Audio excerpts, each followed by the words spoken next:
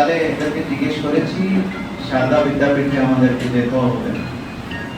তো ওটা শুনেই আমি আনন্দিত হয়েছিলাম, কিন্তু আমি যে মুহূর্তে সারদা বিদ্যাপীঠের ভিতর প্রবেশ করেছি, এখানে আমার যে কদম মাত্র, আমার যে পা মাত্র পড়েছে, আমি অ্যাকচুয়ালি আমি কাকে ধন্যবাদ জানাবো কি আমাকে এখানে আমন্ত্রিত করেছেন। আমি খুব আনন্দিত ফিল করছি।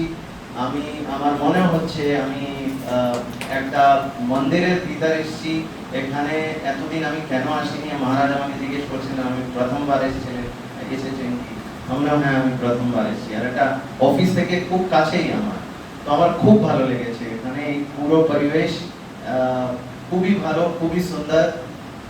আর একটা জিনিস, যেহেতু সারদা বিদ্যাপীঠ, মা সারদার নাম আছে, স্বামী বিবেকানন্দর নাম আছে, সো কোথাও না কোথাও আমার একটা যে অনুভূতি হচ্ছে, এখানে পরিবেশটা ভীষণ স্পিরিচুয়াল পরিবেশ আছে।